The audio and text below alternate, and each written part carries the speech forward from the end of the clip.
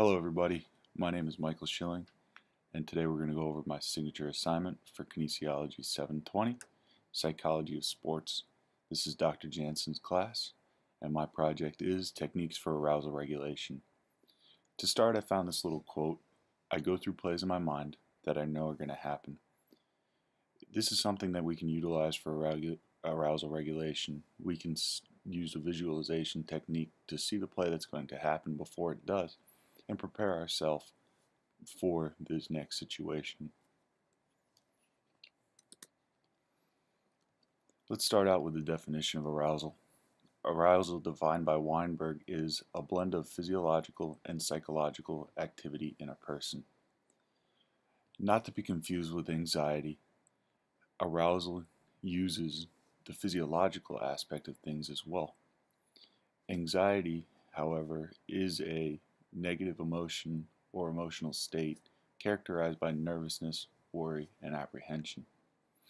Anxiety is a little bit different of arousal. It's part of arousal.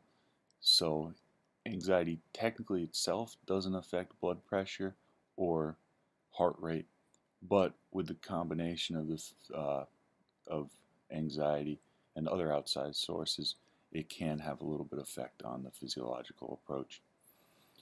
We also have stress.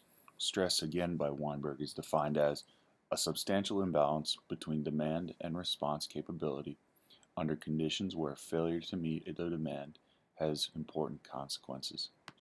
This is important to realize because it can have an effect on the arousal and anxiety of someone if you're put in a stressful situation. As we'll see later in the presentation, like an athlete trying to make a final free throw when you're down by 1 point. It is a stressful situation because there's important consequences on the line. If you miss the free throw, you lose the game. There's different ways that you can measure arousal. As we'll see later in some of the studies, people used blood pressure, heart rate, and even some enzymes and salivatory in the saliva. There's different techniques to control arousal. A couple of techniques we'll go over is the somatic or the physiological responses and the cognitive or mind.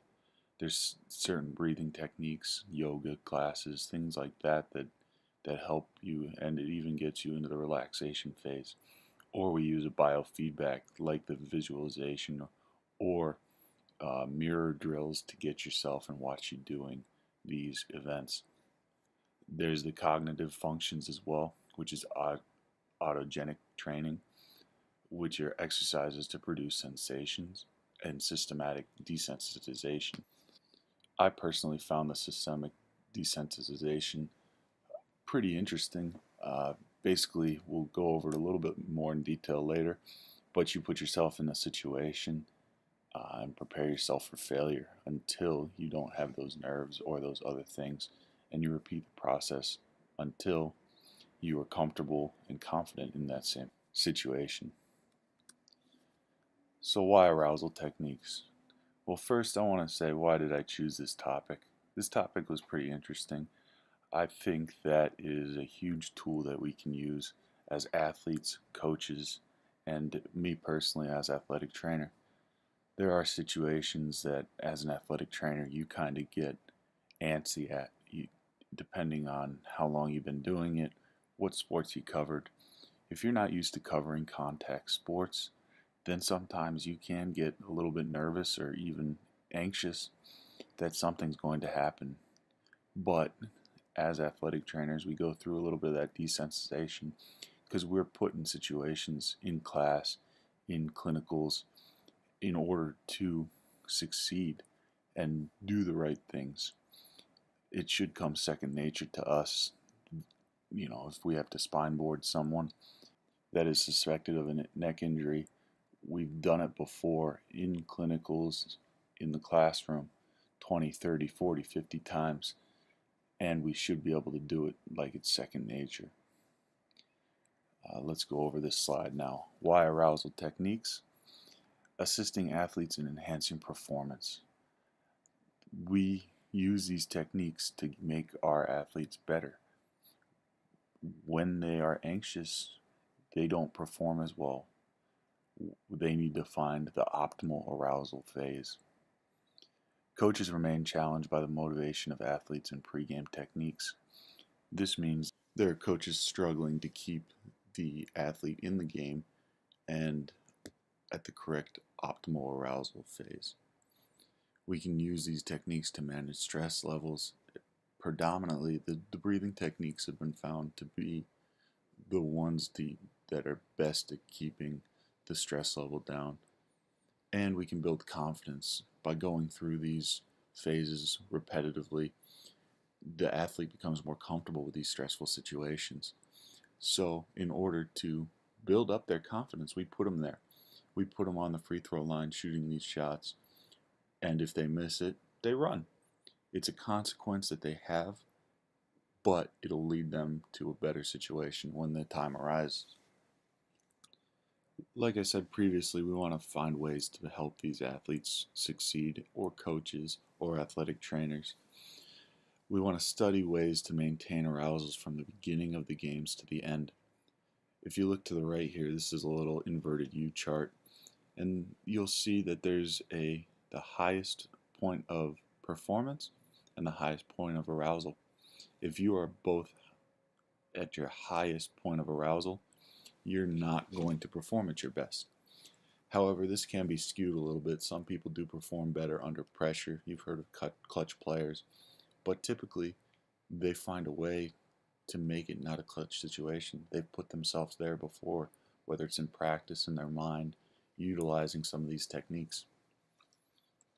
We also want to find a way to bring up arousal when it's low and lower it while it's high. Again, we want to stay, if you look at this inverted U chart, right in the center there. You want to get your maximum performance, but you also don't want to get too high, too low. I don't know if you guys have ever had any coaches that have, said you're getting too into this game. We need to calm down. We need to take a breath. We need to back off. Exactly what they're trying to do is put you in that maximum performance level. So let's move on to the literature summaries. I started out with a little bit of a long quote, and I'm sorry about that. But this one is by Panici and Petro. Besides its usual application in anxiety management during competitions, relaxation may also be employed to relieve localized muscle tension. I like that first part of that quote. If the athlete is uptight, they're not going to perform as well. They need to find a way to get to relax because they've learned their shot. They've learned how to swing a bat. However, if the muscles are tight, they're not going to be able to perform to that same anxiety. We also use these management techniques to facilitate the recovery process. In between games, you look at softball players, the pitchers that pitch every single game. If they are not recovered mentally, it will affect them physically because they're too even between games and practices. We also use them to deal with insomnia. A lot of athletes suffer from insomnia. They'll stay up late thinking about different situations that had occurred, not about the ways to do the ones that are going to occur. And let's optimize the cool down period after sports practice. We also have psychological skills training. Psychological skills training is the systemic and constant practice of mental psychological skills. Utilizing your psychological skills training means going through what has occurred, what will occur. And in these studies, they've found a minimal increase of 3%. But if you look at specific sports, if you look at track and field, rowing, and other sports like that, where you're on a time basis, 3% is a huge, significant increase. If you may only win a race by 1 second, 2 seconds if it's a couple miles, the 3% increase will shave that time off of your final time. So they say it was a very slight increase. However, When reading other research about it, I think 3% will be significant difference. Maybe not so much if you're looking at some of the major sports like football, basketball, baseball. But if you if you're playing baseball, a 3% increase in your batting average can go a long way. Hellstrom studied golfers. Golf is such an interesting sport when you're looking at psychological techniques because that's mostly what it is. You're using pretty much the same swing repetitively. So you have that biomechanical feedback, you have all of that in your arsenal. However, the one opponent that you always have is yourself. Golf is golf is one of the only sports where it's one person and you control your own fate the entire time. Although it is an individual sport, I found it interesting that his study found that golf scores and their emotions tend to be individually, meaning that there was no correlation between whether they used the training or not, and he couldn't find a significant difference because it is an individual sport. It's based upon yourself. Like we talked about earlier, by the Merriam-Webster dictionary, I define stress as something that can cause strong feelings or worries or anxiety. Stress overloads the attention system, leaving fewer resources available for task irrelevant information. So, what does this mean? This means that while playing a game or put into a situation that is a highly stressed situation, a championship game from start to finish can be a highly stressed situation. The athlete will have trouble with information put in from the coach or put in from other players if it doesn't relate to their primary task. Next, we're going to go over some breathing techniques. Breathing patterns, which is the depth and frequency, continuously change. Breathing is important to take a look at because it's one of the only systemic functions that we can control as a human. We can control our heart rate a little bit, but predominantly we need to use breathing to get our heart rate down. Breathing is highly sensitive to arousal and emotional factors. For that, we can look at the fight or flight response. If we get nervous, we get scared, we breathe a little bit heavier, we might breathe a little faster. This is all related to the systemic issues. We've also got systemic desensitization. This is when an athlete is exposed to those high-level anxiety situations, and they're taught ways to reduce the anxiety level. Rafik et al. Used desensitization to reduce anxiety, but he did not indicate whether the intervention was useful in reducing psychological distress.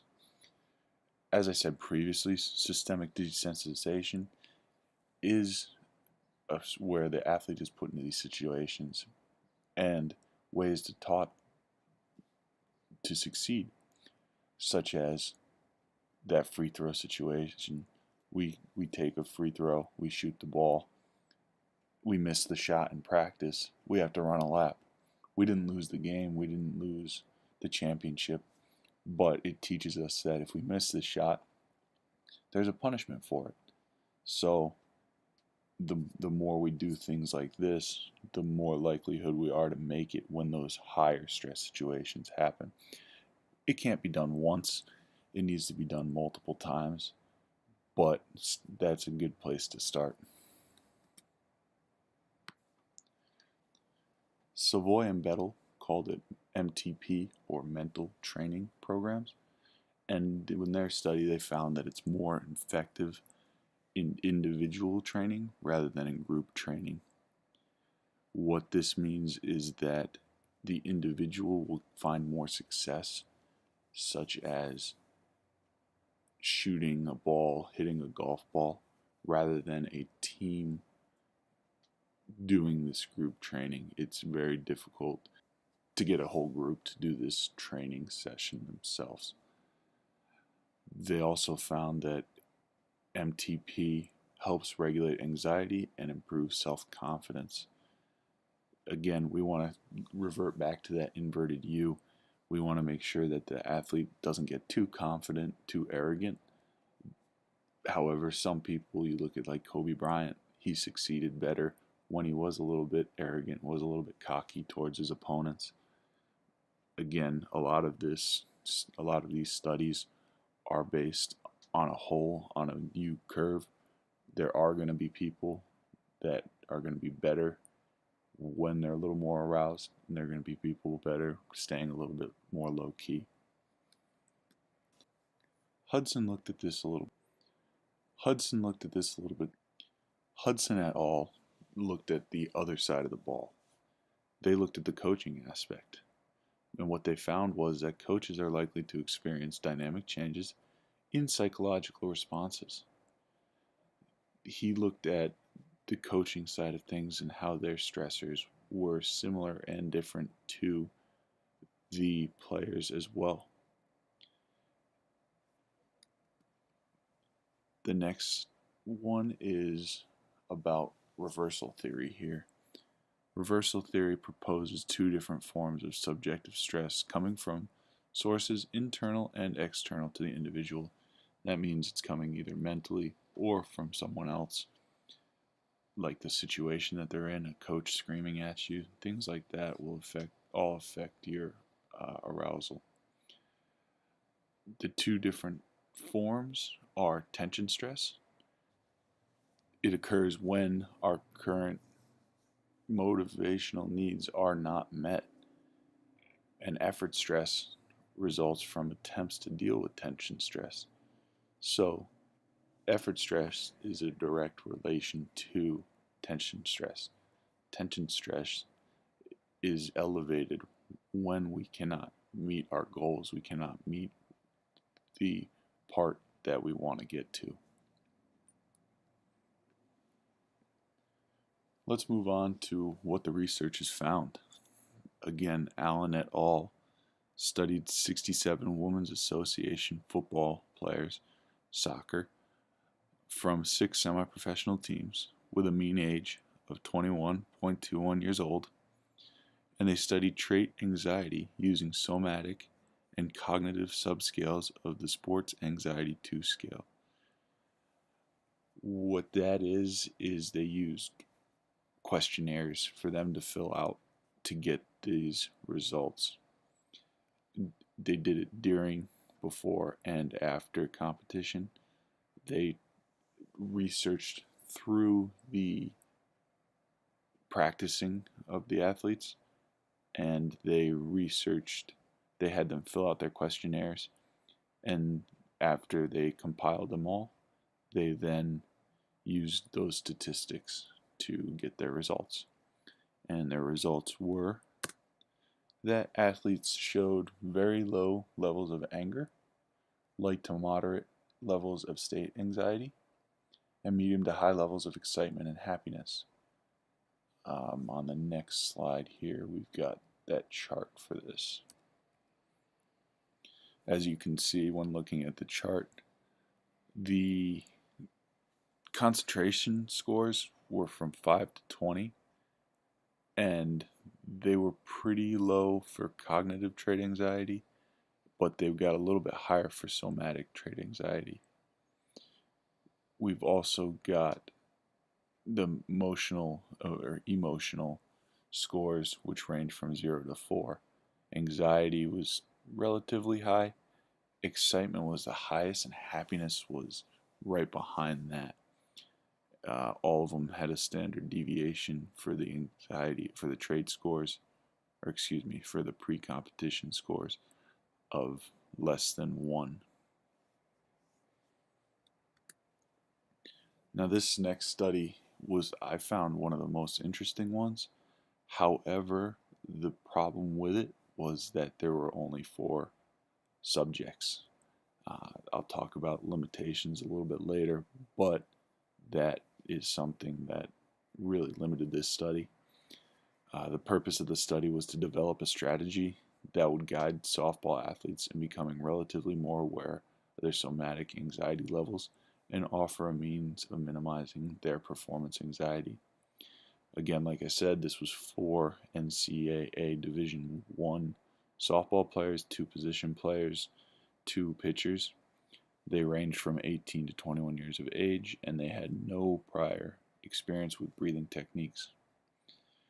With this study, what they did was they took a questionnaire again and did the same thing, had them fill out before competition and after competition, and then they taught them some breathing techniques to utilize, and during the game, during practice, they gave them to them. They were supposed to use them when training, and then they took the rates after the training was complete. What this study found was that all 4 athletes had a decrease in average heart rate, and the three of the 4 athletes had a decrease of average low heart rate during this period. 75% of the participants saw an average low heart rate decrease, while 50% saw their average heart rate decrease. This is a little bit misleading. Like I said, it only has 4 participants, but it's pretty interesting. I would like to see this study expanded a little bit, because you look at the one here, player KM. Her baseline heart rate was about 140. It dropped down during the implementation of the program, but then when the program was at its full strength, it was up over 150. While the two of the 4 had a decrease during the implications, and then 2 had either remained the same or gone up. But all 4 of them, right at the beginning, started with their heart rate lowering. The practical implications of this study is that athletes can be prepared for unexpected events. Athletes can develop a routine mental preparation for the events that may occur, and it'll hopefully, in the long run, limit the failure that the athletes see. Using all these techniques will put them in a situation, either mentally or physically, causing them to have the decrease in arousal and putting them in the situation to succeed. We can also use this for enhancing preparation for upcoming games.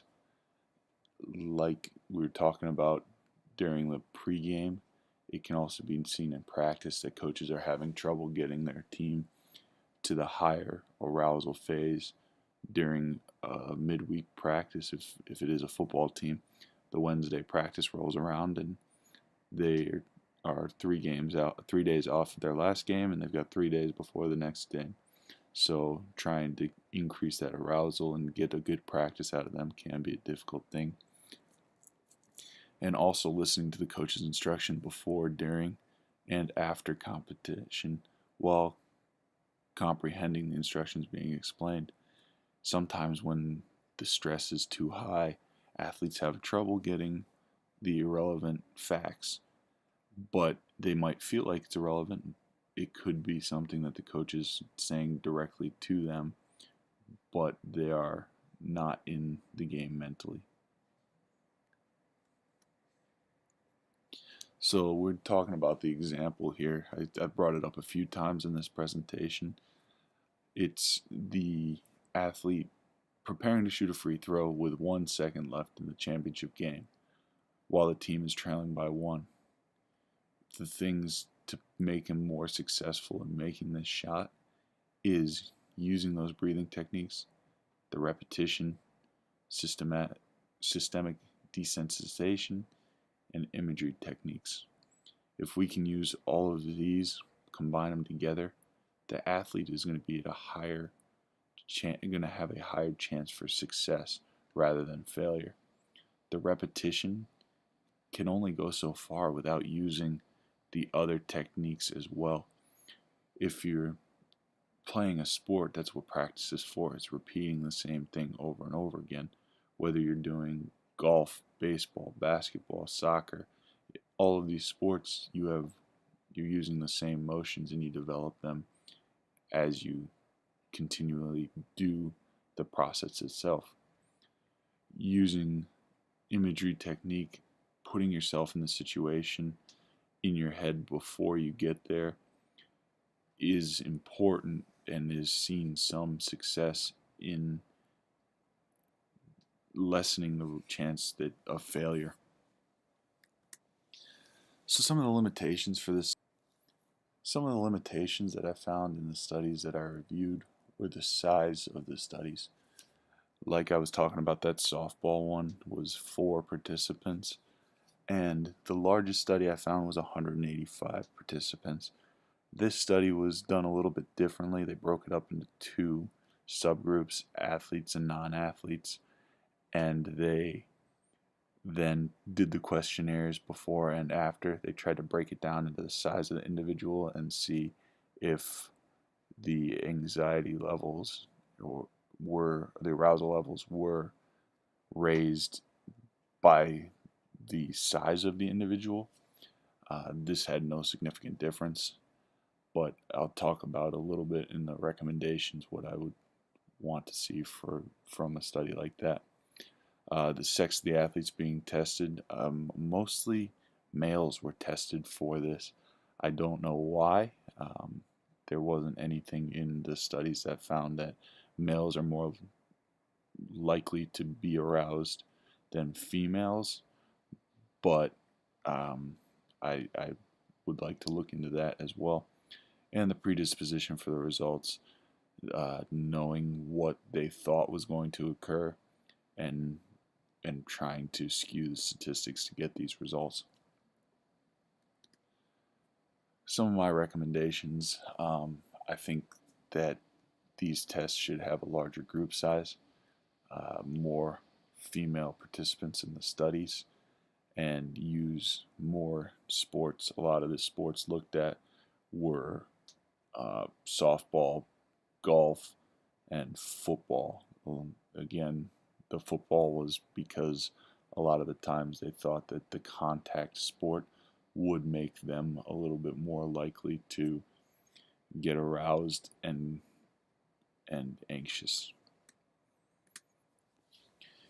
If I were to do a study, what I would look at would be the implementation of breathing techniques and visualization techniques on athletes. I would try and get about 500 participants. I know that's stretching it, but I think that it's important to have a large subject sample in order to get good results for these studies. I would want it to be diverse as well, not a single sport, but have 10 sports available. Use the techniques in practice. We would implement these techniques in a preseason event and give them some time to go over them. We could see their last season's results. I know it changes from season to season, but if 80% of them had an increase, we know something that we're doing is working. And then I would apply these techniques for games and document results over a long period of time, because a lot of the studies seem to be looking at short-term effects and how it's affecting the athletes over the course of 1 or 2 games rather than a course of a season. So this was my presentation on arousal techniques in athletes. I got the reference pages here and here. I hope you guys enjoyed it. If you have any questions, please let me know. And I'm excited to read the rest of my class's presentations as well. Thanks so much.